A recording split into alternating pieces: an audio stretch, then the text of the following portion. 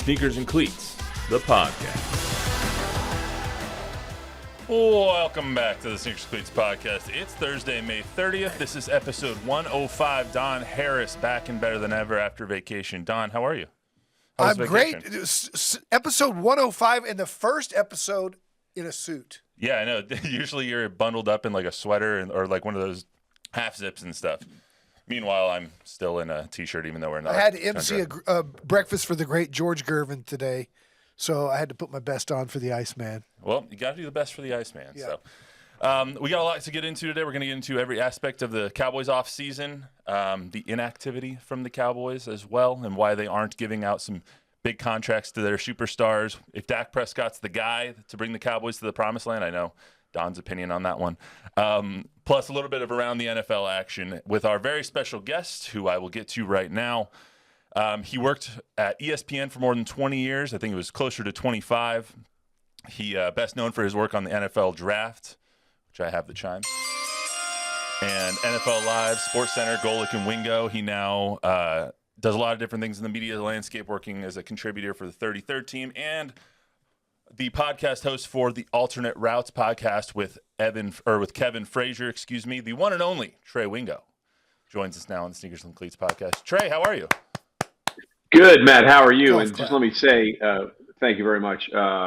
George Gervin, an idol of mine. I had the poster of him sitting in the ice chair, ice throne, and I played golf with George about 10, 15 years ago now in a tournament in Vegas. And after or right before every shot, he'd yell at me, he goes, "Show me what you got. Show me what you're working with." He was a lot of fun to play with on the golf course. Gervin's a legend. You, Trey, are a legend, and I have some things to discuss with you, my friend, because I think we talked about this on Twitter back and forth. You're a Baylor Bear. I had three brothers and sisters go to Baylor. I did not. I went to the University of North Texas because they had a sports broadcasting program of all things. And here you are, Mr. Famous ESPN from Baylor, who didn't, but you get a degree in communications. Anyway, I don't want to talk to you about that. I want to talk to you about something much more important, Leslie's Chicken Shack. We're old enough to remember the greatest. Yeah, for those that don't know, there was a great little place called Leslie's Chicken Shack, and you could just have the greatest meals about 10, 15 minutes outside of Waco. In fact, there's actually a really great story for me. I don't know if you guys want to hear it, but I'm going to tell it anyway. Your listeners probably don't care. But well, we used to go to Leslie's Chicken Shack all the time, and one of the things that was great about it, they had this huge sign that says Leslie's Chicken with a giant chicken on the top of it. I mean, it was up there 30, 40 feet. It was way up there. So what we would do after the meal is me and my buddies, we would all go out there and try and take one of the biscuits you got at Leslie's Chicken Shack and try and throw it and hit the chicken. Well, none of us could do it because the biscuits were fairly light and you just couldn't get enough oomph. Had a buddy of mine as a pledge brother and a roommate named Scott. He would and played baseball at Baylor for a couple of years, and he would always find a way to hit the chicken. I'm like, well, I guess that's why he's playing college baseball. He's got a stronger arm than we do. Turns out, years later, he told us he was totally lying because he would take the roll, find some stones, put the stones inside the biscuit so it had more weight to it, and that's how he pegged it every time. So he's cheating. He was cheating, and we were all so Scotty's arm is just incredible. You always managed to hit the chicken. That's because he was loading the biscuit with pebbles, man. We felt like we had been betrayed. Well, I think that's a violation of wasting what could be the greatest rolls in the history of chicken places, because it wasn't really a biscuit. It was more of a undercooked roll that was just delicious with the honey and everything.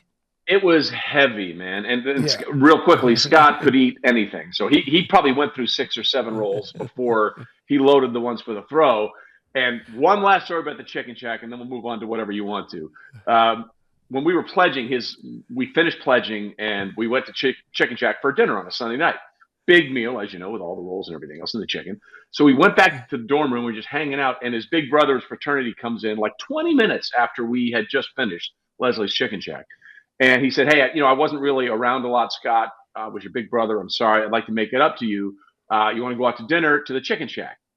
And so we are all like, what's he going to say? Because he has just literally had a giant meal at the Chicken Shack. Scott looks at me, looks at the other guy in the room, and goes, "Yeah, I can eat," and went back and had a second dinner. Jeez. Sounds like he and I 6 more rolls. Great. I can. Yeah, Scotty. eat So just like Scotty's that. a legend because he could eat anything and not gain a pound. It was You know, ridiculous. I can't do that anymore. I will gain a lot of pounds. So the big Yeah. O at George's is probably the most famous yeah. thing in Waco. But I'm telling you that for those of us who remember the Chicken Shack, God rest its soul. By the way, I saw on the internet that sign is in a junkyard in Houston, outside of Houston, and is for sale. If you wanted Somebody to. needs to get that sign. Somebody needs to get that sign. well, Trey, Bottom line. every podcast we start by what the number of the podcast reminds you of when it comes to sports. So this is 105. We'll do number 5. When you think of number 5, whether that's in a player, a year in 05, or whatever the case may be, when you think of the number 5 in sports, what do you think of, or who do you think? Oh, okay. This might be wrong, but wasn't Kerry Collins number 5 quarterback? Wasn't Kerry number 5? I think for the Giants? He was. That's the first thing that comes to mind. I thought you were going to say I'm trying Donovan to think. McNabb. No, who cares? DiMaggio, right? He played for the Eagles. DiMaggio is probably the most famous 5. DiMaggio was 5. Yeah, but I think Kerry Collins wore number 5, if I'm not mistaken. I'll tell you guys the first person I thought of when I was just kind of going through the rundown last night in my head is I thought of Bill Walton. Me too. Because he was Celtic Bill Walton. number 5 for the Celtics. Yeah. Obviously, we lost him a little earlier this week, so it might have just been that he Far was top too of early. mind. Yeah, far too early. Yeah. I mean, obviously, do you have a good Bill Walton story before we get started on all the football? I know you worked with him for a long time at ESPN, so Yeah, we got a few. I ran into him last November, actually. We were out in our place in Maui, and he was out there for the Maui Invitational, which was actually being held at Honolulu this year because of the fires that devastated the town of Lahaina. And we just saw him at the surf in the Peely Bay right there, just hanging out. And we talked for about 20, 30 minutes. And he said, "Hey, really good to see you. Let's catch up soon." And we never had that second opportunity, and which was difficult. But it was really good to see him one last time. Bill marched to his own drum, or more likely to the drummer of the Grateful Dead. And no one played the game of life with more color, verve, personality, and enjoyment than Bill Walton. Bill Walton was great. I told the story on Monday.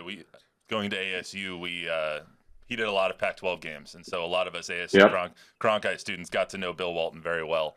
He never had, especially our comms director, Doug Tamaro, knows Bill Walton very well, and they were very good friends. And it's just far too soon to lose somebody who is just such a light in life like he is. So, but yeah, that was the first person I thought of. There's also Johnny Bench, Albert Pujols that we could probably think of for number 5. El Hombre, the man, sure.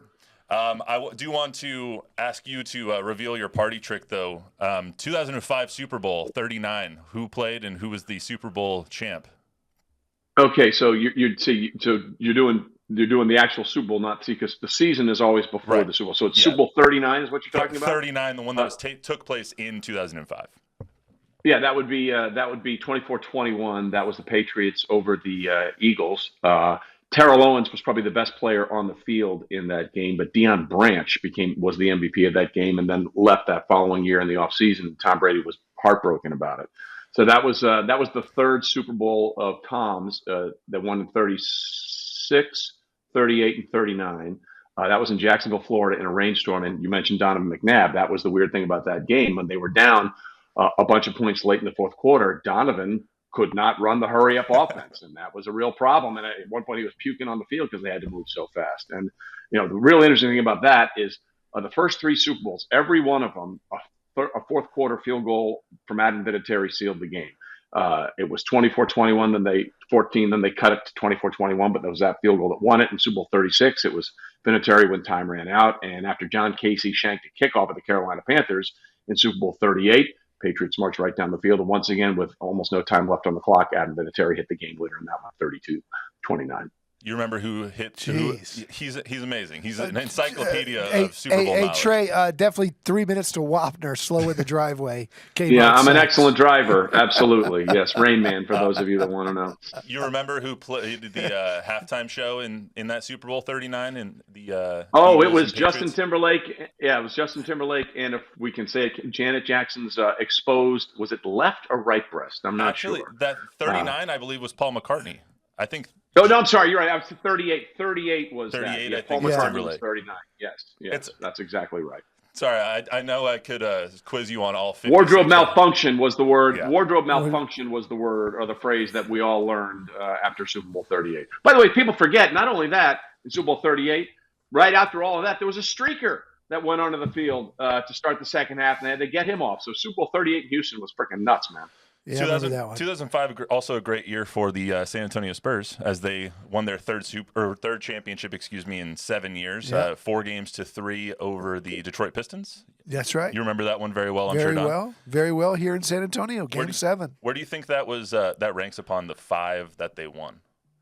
That's one of my favorites because the arena has never been since or before that electric before a game. It was Game 7, and everybody was in their seats an hour before the game, and the place was just going nuts. I'll never forget the energy in the building that night.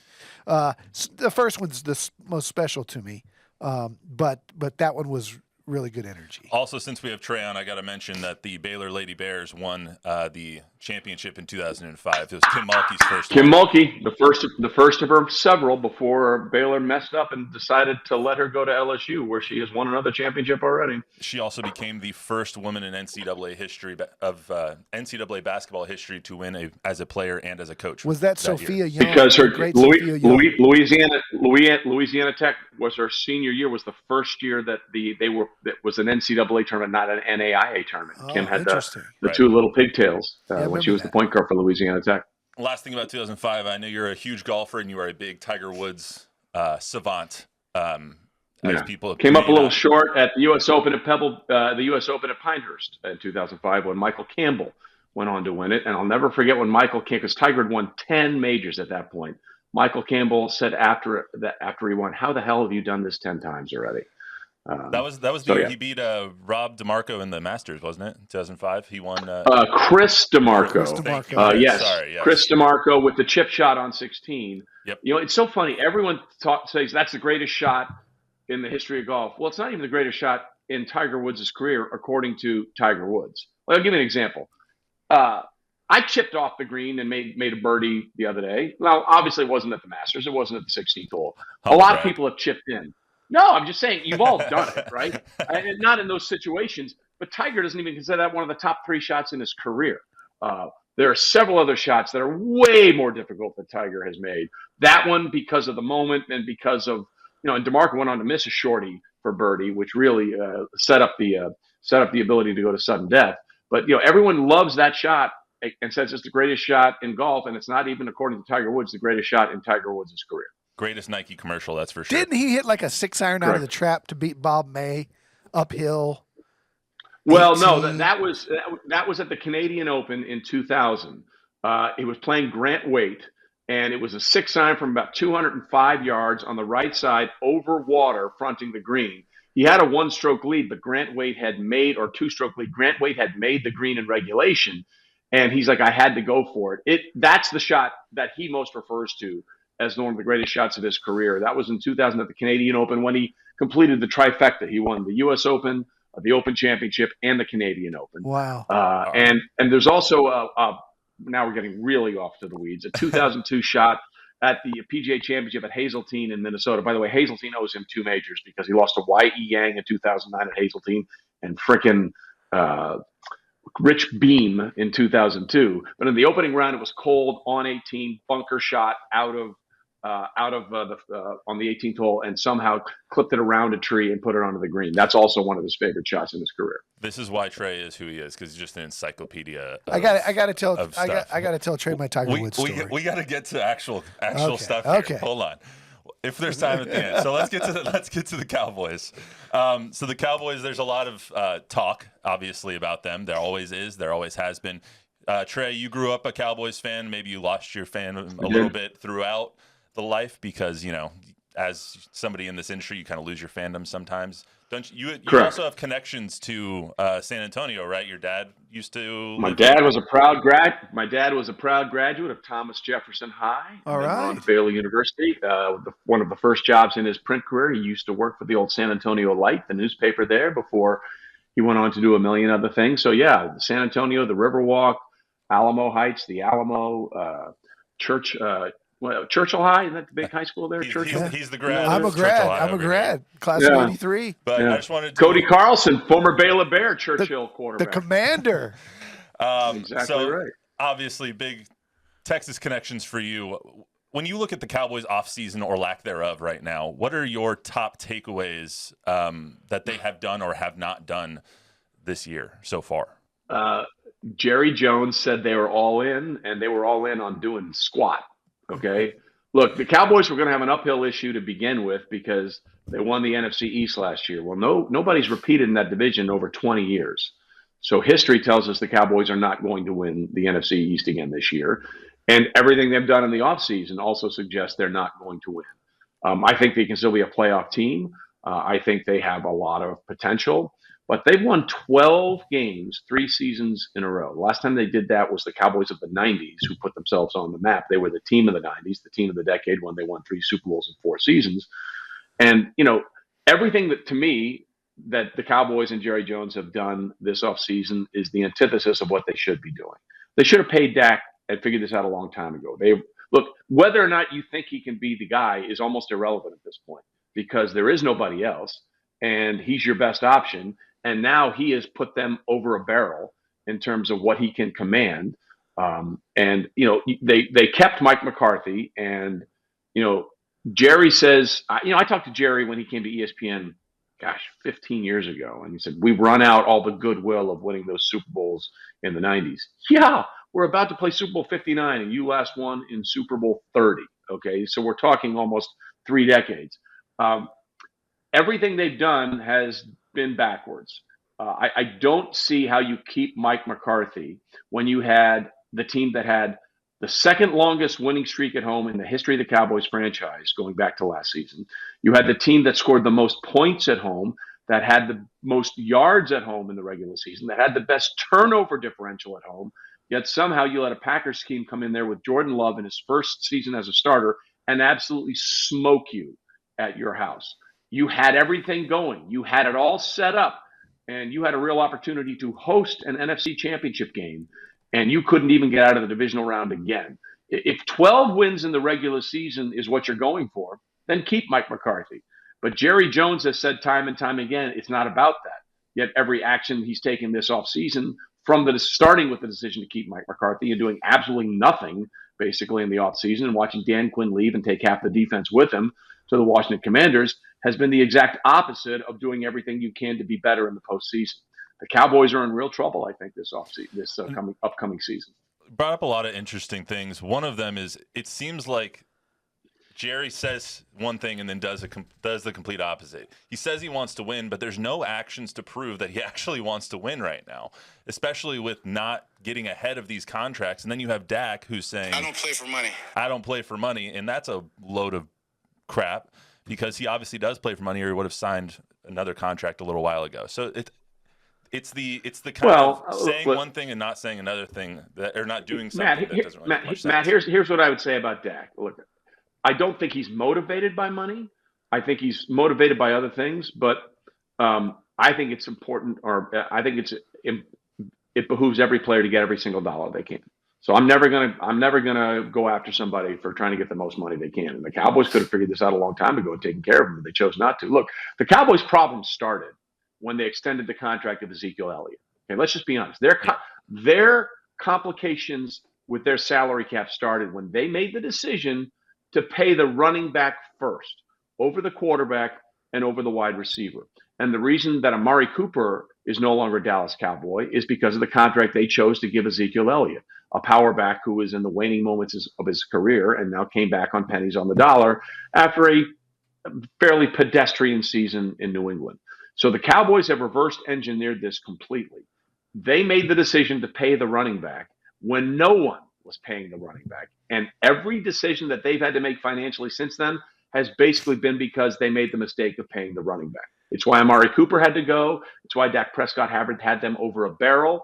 Some of the other contracts that they gave didn't make any sense. I mean, I'm happy these guys got money, but if you're looking at it realistically, you're paying interior linemen and running backs over quarterbacks. That makes no sense in today's NFL. What about the sinister theory that I've read that the Cowboys are the Joneses' third to fifth biggest revenue-generating business outside of oil and gas and all this other stuff that they have because of the brand and because of the TV contracts.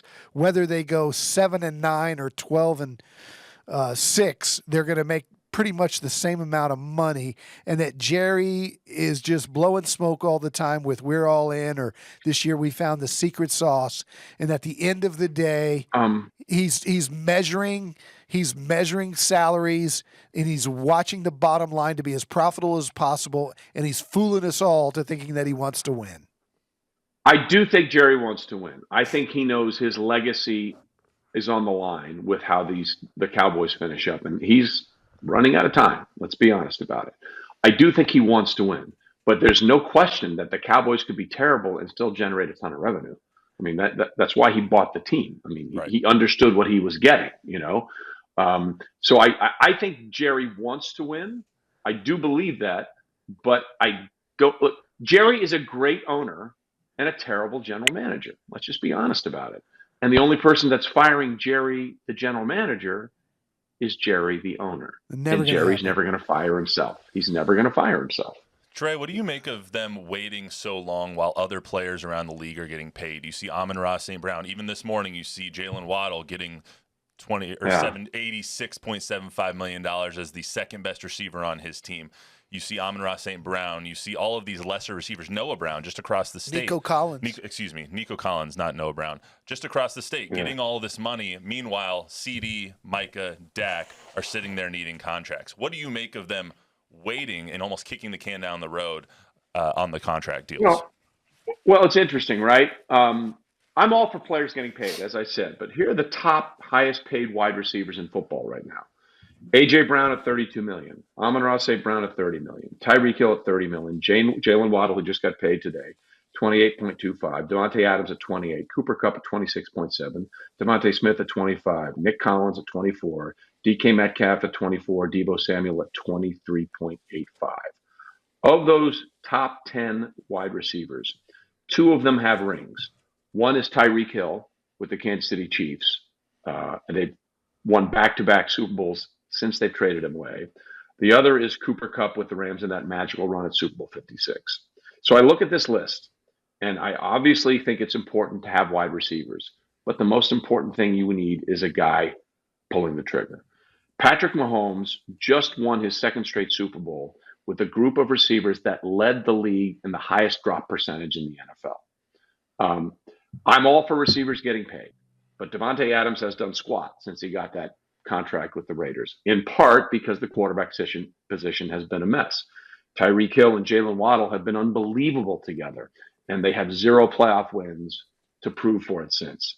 A.J. Brown coming over from the Tennessee Titans, they got there last season, and they got Mahomes in the Super Bowl. Amon-Ra St. Brown didn't quite get there yet. I'm all for him getting paid. Waddle, same thing as Hill. Devontae Smith, same thing as A.J. Brown. Nico Collins, I think, is in a really good position because of the guy pulling the trigger. DK Metcalf hasn't sniffed anything, and Deebo Samuel has been a really, really good functioning wide receiver on a team that's been to a couple of Super Bowls and been Mahomes twice. So I'm all for it. But at the end of the day, if you don't got the right guy pulling the trigger, it doesn't matter who the receivers are. Here's the best way to explain it. Tua is a better quarterback because he has Jalen Waddle and Tyreek Hill.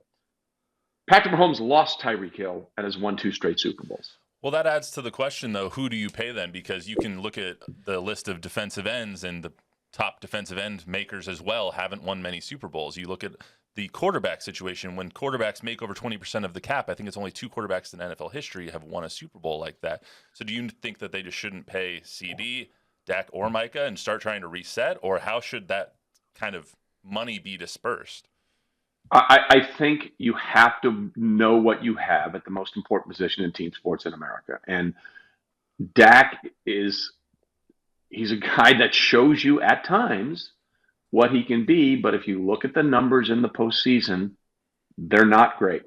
They're just not. Okay. Outside of the game against the Bucs a couple of years ago, where Brett Maher couldn't make an extra point to save his life, and a couple of years ago before that, I think it was 2018 when they won that one playoff game and then lost to the Rams in the divisional round. Dak needs to prove in the crucible that he can be better. Look, you're going to pay 5 positions in football. You're going to pay the quarterback. You're going to pay the receiver that catches the ball from the quarterback. You're going to pay the tackle or the offensive lineman that protects the quarterback. You're going to pay the guy, the edge presence, trying to stop the quarterback. And on some level, you're going to pay the cornerback to stop the quarterback from completing the ball to the wide receiver. But you can sort of mitigate that by an edge rusher. Like for example, L'Jarius Sneed was unbelievable this year. But if you're telling me, if you're Kansas City and Brett Veach, the general manager, do you want to pay the edge presence in Chris Jones, or do you want to pay L'Jarius Sneed? Because you know what a good cornerback does? He eliminates one wide receiver. You know what a good edge presence does? It eliminates all the wide receivers. Because when Brock Purdy's running for his life, when Juwan Jennings was open for a potential touchdown in overtime, he couldn't get there because Chris Jones was in his face. I will always pay the edge over the corner because the edge and the pressure eliminates all the possibilities. Look at the divisional round. A couple of times Josh Allen just missed on some wide open wide receivers because Chris Jones didn't sack him, but he did enough to offset the idea of where Josh wanted to throw. And sacks are overrated. Pressure is the most important. Consistent pressure is the most important stat in football. If you get the quarterback to the ground, great. But if you get him off his mark where he can't make an accurate throw, that's just as good as getting a sack. Yet the Cowboys paid Trayvon Diggs and not Micah Parsons. Well, they're going to pay Micah Parsons. Exactly. And Micah Parsons is that guy. But let me ask you this, Trey, because I see where you're at on Dak, right? You have to have a great quarterback. Dak's one of the better quarterbacks in the league. You're going to have to pay him. At the same time, you're going into year 9 of a guy that many people believe, like you talked about in the playoffs, he'll get you the 12 wins, but he's never going to make that play when everything is on the line. So how long do you stick with a guy like that, and how long do you keep It's a great question. quote unquote overpaying or re-signing a guy to make him the 3rd or 4th highest paid quarterback in the league if you do not believe that he's going to get you there? It also doesn't help that he has him by the short hairs at the moment. So, well, like he has all the leverage right now, and they have ceded him the leverage with the way they've managed this. So, all of the Cowboys' problems are self-inflicted on how they wanted to go about building this team. So, they have a Dak problem because they created a Dak problem. And that's the issue that they have to reconcile with. He's got him by whatever he wants. I think they both agreed to wait and see how this season played out, and before they figure out a new deal. And I'm telling you, if Dak leaves, there will be 5 to 10 teams that will be very interested in Dak Prescott. I'm not saying that he's going to make them any better than he made the Cowboys, but if you don't have one, you're behind the 8 ball. Just look at Minnesota. 2 years ago, they were 13-4. Right? Then Kirk got hurt this year and they couldn't get out of their own way. And now they're basically putting their fortunes in the hand of a rookie quarterback in one of the more competitive divisions in football now. With what the Lions have done, with what Jordan Love and the Packers have done. They had the youngest roster in football last year and set a record for the most rookies to catch a touchdown pass. And Jordan Love's getting better. And I believe that Caleb Williams is walking into a really good situation in Chicago with Keenan Allen and DJ Moore and Cole Kmet and DeAndre Swift and a top 10 defense. Absolutely. If Justin Fields had walked into the Bears situation that Caleb Williams is walking in, Caleb Williams isn't drafted by the Bears. Justin Fields had nobody to work with and literally statistically the worst defense in the history of the Chicago Bears. So Caleb Williams is walking into a situation that's set up for success. And if he doesn't succeed, it's going to be on Caleb Williams. It's not going to be on what the Bears put around him. Let me ask you 2 quick things before we get you out of here. I told you 20, 25 minutes and it's already over, but you are a wealth of knowledge, my friend. So it's all good.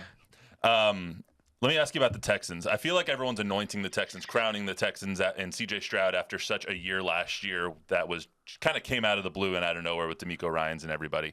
They are projected, or the over-under win total for them is 9.5, juice to the over. People are saying that they're the ones that are going to take out Kansas City as the big bad boys in the AFC right now because the Bills are down and so many things are going on. So how do you view the Texans, and are people being too soon or putting the cart before the horse when it comes to anointing somebody who can take out Kansas City? Because I don't think anyone's going to do that. Well, look, he's the next in a long line of, who would you rather have, Patrick Mahomes or Joe Burrow? Who would you rather have, Patrick Mahomes or Josh Allen? Who would you rather have, Patrick Mahomes or Lamar Jackson? Who would you rather have now? Patrick Mahomes? The answer is Patrick Mahomes. Okay, just stop. Just stop. I mean, it's ridiculous. They're just going to keep throwing this bleep until they realize that dude is one of one. Okay, the coldest thing I've ever seen in my life. In the worst season statistically of his career, when the Chiefs won the fewest games with him as a starter, before the final game of the regular season, on a group text to his family, he texted, and I quote, "I've decided we're going to win the Super Bowl. Not that I think we can go to the Super Bowl, not that I think we can win the Super Bowl. I've decided we're going to win the Super Bowl." And in a game where the offense sputtered and Patrick Mahomes was sort of getting the information, what did he do? On his final 3 drives, one was a one-play drive after a muff punt, touchdown to Marquez Valdez-Scantling. And then in the final drive where a field goal sends him to overtime or a touchdown wins it, he takes him down the field. They have to settle for the field goal because Creed Humphrey rolls a snap back to him where Rashee Rice was wide open for a touchdown and won at regulation. The Chiefs make the stand on the first drive in overtime, force a field goal. Patrick Mahomes on 4th and 1 scrambles for first down. And then when Marquez Valdez-Scantling runs backwards on a second down completion, and they're suddenly with a 2nd and 14 when it should have been a 2nd and 2, he makes that up in 2 plays. Then on a 3rd and 1 or 3rd and 2, he scrambles for another 10 yards. It gets him down to a 15. Then he throws a first down to Travis Kelce, and then the game winner to Mecole Hardman. He literally decided. He was like, nobody else has an opportunity. I'm just going to do it. I've never seen a guy make more money plays in my life than Patrick Mahomes at this stage of his career. So I think the Houston Texans, to get back to your point, I think they're a really good team. I think they're a team on the rise. I think they have a lot of things that they did really well. And I think C.J. Stroud might turn out to be a way better quarterback when it's all said and done than Bryce Young, who was taken ahead of him by the Carolina Panthers. But do it again and do it better and get there again. Right. The thing about Mahomes is they've been to 4 of 5. You can make the argument they probably should have gone to 6 straight, because if Dee Ford doesn't line up off sides in the 2018 AFC Championship game, that negates a game-ending interception of Tom Brady. And then they had the brain fart at the end of the 2021 AFC Championship game where Patrick made a mistake and threw it inbounds to Tyreek Hill. If they kick that field goal and go up 17 or 13, I can't remember what it was, against the Bengals at half, then that field goal at the end of the game doesn't force overtime. It sends them to another Super Bowl. So we're talking about a run that might be unprecedented. And look, and it's fun to put in somebody else against Patrick Mahomes because people are getting tired of it. I got news for you. He ain't going anywhere. And I think they have the best chance of maybe any team I've ever seen to be the first to pull off a three-peat in the history of the Super Bowl. What you're saying, Trey, is he's almost as great as Tim Duncan. Yeah, okay. Well, Tim is the big fundamental. Pat Mahomes is the big, are you kidding me? What the hell did he just do? Go look at the second half of the Ravens game against the AFC Championship game. The Ravens defense did great until they needed a first down to win the game. And what does he do? He finds, of all people, Captain Butterfingers, Marquez Valdez-Scantling, for a 17-yard completion that runs out the game. He's the coldest player I've ever seen in my life. I think Kadarius Toney is Captain Butterfingers. No, Kadarius Toney is Captain. What the hell are you doing? Okay. And being married to a Chiefs fan, I'm really sad about everything that you just said. It's really depressing. Actually, being a Broncos fan, married to a Chiefs fan, it's the worst thing ever. So, Trey, before you go, you had your Peyton Manning run. We did, but that was before I met my wife, and she has never experienced me happy in an NFL season. She's always it's just been me depressed. Do you want to tell us all about alternate routes with Kevin and what you guys are doing there? Yeah, thanks. Got a lot of things going. Do some work for the PGA Tour. I'm doing the U.S. Open for NBC and Peacock. Obviously, I work for the 33rd team and do some stuff there. But Alternate Routes is just this fun podcast we're doing with Amazon and Wondery, Kevin and I. The whole premise is take one situation in sports, a decision, a play, flip it the other way, and see how things change. For example, one of the ones that we just dropped was, what if in the 1979 NBA draft, there was a coin flip to see who would get the number 1 overall pick, which would be Magic Johnson, between the Lakers and the Bulls. Well, the Lakers won that coin toss. What if the Bulls won that coin toss? Magic Johnson is a guy from the upper Midwest. He's from Michigan. He goes to Chicago, and the Showtime Chicago Bulls become a thing. The Lakers never become the Showtime Lakers. Paul Paul Westhead probably has a mediocre run as a head coach. Pat Riley probably never exists as a figure in the NBA. Michael Jordan goes to the Sixers, where he would be paired with Moses Malone and Maurice Cheek and Andrew Toney and all these guys that just won a championship. He might win a bunch. Charles Barkley then goes to the Washington then Bullets, where in that scenario he pairs with Tom McMillan, his teammate who went on to become a U.S. congressman, and suddenly Charles Barkley's political interests are really starting to grow earlier, and he may have a different run that ends up with him being the governor of Alabama. So and then we take this one thing. Exactly right. That's where we go. You take one thing, turn it the other way, and see how far you can take it. You guys did one about now wherever you get your podcast. Who went number 2 in the '79 draft behind Magic? I'm trying to the Bulls. I can't even remember. I can't even remember who David it was. Greenwood? Maybe David Greenwood? No. I think Greenwood was way before that. If I'm not mistaken. You guys did one on if Tim Duncan would have been drafted by the Celtics, right? The Celtics. Everyone thought he was going to the Celtics, and that changes everything. By the way, to that point, real quickly about Magic. If you look at the career numbers for Kareem Abdul-Jabbar and Artis Gilmore at the time of that draft, they're almost identical. Like literally number for number, they're identical. So if Magic goes and has a high-low post game with Artis Gilmore in Chicago, does Artis Gilmore then become the highest scoring player in the history of the NBA until LeBron eventually passes him? Maybe, because he's got Magic Johnson feeding him the ball. There are so many ways you can send this. It's fascinating. It was David Greenwood, by the way, number 2 to Chicago. Yeah, nice job. Bill Cartwright, number 3 to the Warriors. Who eventually ends up in Chicago. Right. Yeah. Hey, I'll tell you this, Trey, and only because I'm a San Antonio homer. If Tim Duncan goes to the Celtics, if Tim Duncan has the career that he had in San Antonio, 15 All-NBA teams, 15 All-Defense teams, 5 championships, 2 MVPs, 3 Finals MVPs. If he has that career in Boston or New York, he's probably being mentioned with Kareem, Magic, and LeBron in the top. There's no question. Well, I mean, look, anybody that doesn't understand what Tim Duncan was to the NBA should probably watch something else to begin with. Yeah. But you're right. If he does it, like the Celtics, and they may have it in Jason Tatum as they're getting ready to play in the NBA Finals, but the Celtics are still waiting for their best player post Larry Bird. Let's just be honest about it. Post Larry Bird. Okay, you've had some guys that go in there in the 2018 with Paul Pierce and Kevin Garnett and Ray Allen. That was nice and cute. They did it for 1 year. Tim Duncan would be the guy that finally would be the next incarnation of a Larry Brown type presence. Of a Larry Bird type presence for the Boston Celtics, which they're still looking for. Trey, you are the absolute best. Thank you so much for joining us, and I'm sure I'll talk to you again pretty soon. You got it, man. Anytime, man. Always good to talk to you. Always good to talk to you as well. Hit him straight. I know you're going to play some golf here soon, I'm sure. Thanks, Trey. That's a guarantee. Thanks, man. Appreciate it. Take care. See you later. Thanks, Trey.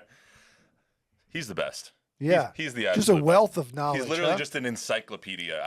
We kept on getting off on tangents, which I love just because he is so great. But I just love asking him about Super Bowls because he knows everything about every Super Bowl ever. And he is just an encyclopedia of knowledge. So that's fantastic. That's a tough you have to work at that some, you know? I mean, like I can do the first 14 and I can do the Heisman Trophy winners and all that kind of stuff. Some of it's just in your brain, but when you go into details, that many details about a certain game or a certain year, you actually study. Yeah, no, I mean, and he And like watch I said, film. he was on NFL Live and at ESPN for 25 years. He knows he did the draft for so long, which is why I played the chimes. When I think of the NFL draft, I think of Mel Kiper Jr. and I think of Trey Wingo because he did it for so long. I can't So get it's Mel just- Kiper Jr.'s hair out of my mind when and his pumpkin pie. We actually have a new camera now, and you'll be able to see who's talking.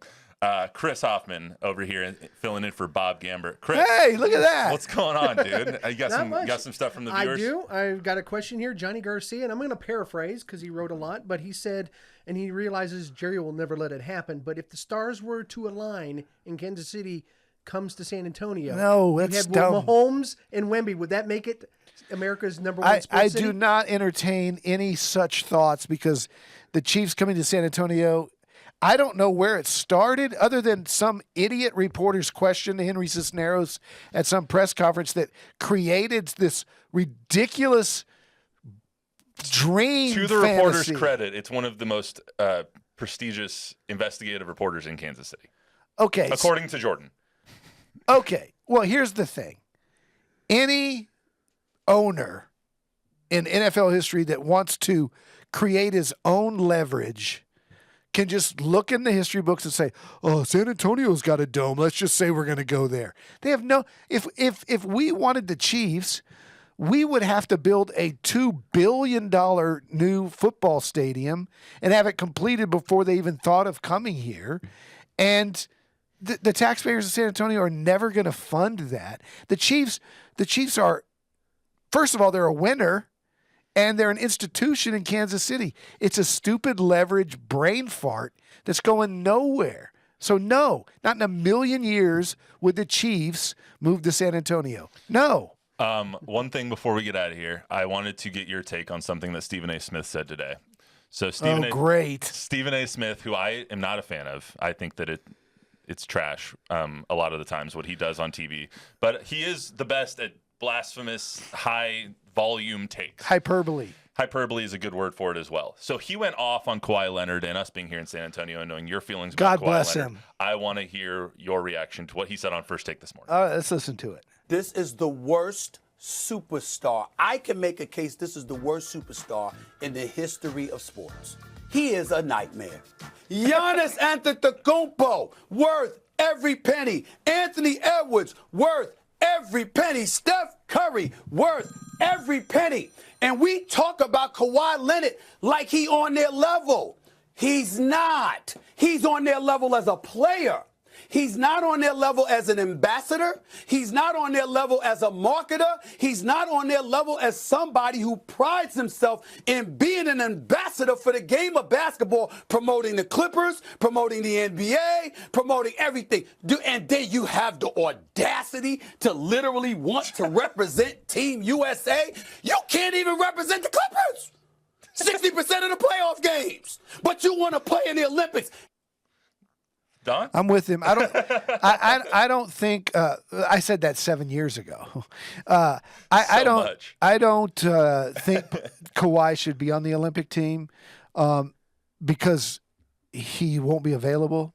He'll go to practice and he'll play great in practice and he'll play great in an exhibition game, and then his knee will get sore and he will miss the gold medal game and when they need him the most, he's just not dependable.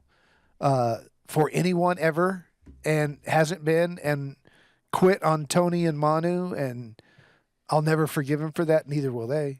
They won't say it publicly, but they won't. He's not available, and it's because he has a diseased tendon in his quadriceps, reportedly, allegedly, and that's what the Spurs doctors found years ago. And it's never going to get better fully. He's going to have moments where he plays great, and he has. He won a championship in Toronto, but he's never going to be fully healthy. And as far as the other stuff goes, I don't know how to say it, but he's not mentally, intellectually, personality capable of being the guy that they want him to be the face of a franchise, to be outgoing, to be a marketer, to be all those things. He's not capable of it because of who he is from a personality standpoint. I think it's a bad look that he's going to go play in the Olympics, even though he sat out basically the entire postseason for the Clippers and they ended up losing. It's a bad look for him. He's not one that likes to be liked, apparently, because I think there's a lot of people that feel the exact same way Stephen A. does, same way that you do as well, Don. So I gave him the benefit of the doubt for a long time. I just think he's a bad guy. All right, so we went a little long today, but Trey is too good to cut off at any point, and I wouldn't even want to, even if we had to. So, Johnny, I didn't mean to be dismissive of you, my friend. I appreciate you listening and watching, and it's I just think you've been misled. This Kansas City thing is a joke. Chuck and I did a podcast on that a few weeks ago, and I think we also think it's a joke. Or not a joke, but it's a very unlikely possibility. There's so many things that would need to happen in order for that to happen. Them going to Dallas is a much more likely scenario, even though that's an unlikely scenario as well. Who going to Dallas? The Chiefs. What? It's never going to happen. Like two teams in Dallas? Correct. Oh, God. But they were originally from Dallas. Anyway, That's all we got for you today on the 105th Sneakers That's and so Cleats ridiculous. podcast. They're everybody. staying in Kansas City. Maybe. I mean, the Chiefs don't, or the Kansas City doesn't seem to want them either. So Of course. they're not going to build them a stadium. Stop getting me off track. Thank you once again to Trey Wingo for joining the podcast. You want to bet, by the way? No, I don't. You want to bet that they don't build him a stadium? I will not bet you that. I'll bet you lunch that Kansas City builds them a new stadium within the next 5 years. All right, so we're going to Zito's? I'll buy you Zito's. All right, deal. Shake on it? Yeah. All right, deal. So, wait, does the stadium have to be done in 5 years? No. Oh, they it agreed has to to be it. agreed Okay. to. Damn it. I thought I was going to have it. Anyway, thanks once again, Trey Wingo. Go check out Alternate Routes, one of the things that Trey is doing everywhere you can get your podcast in on. I believe it's on YouTube as well. He's also doing a lot of stuff with – you've missed twice. 0 for 2. He's also doing a lot of stuff with Chase Daniels with the 33rd team. You check that out. Check him out on Golf Channel. On the U.S. Open broadcast. Thank you so much to him. Remember, download, rate, review, subscribe, give us a 5-star rating on this podcast. Tell a friend, tell an enemy. We will be right back here on Monday with so much more on the Sneakers Cleats podcast. We'll see you then. Peace.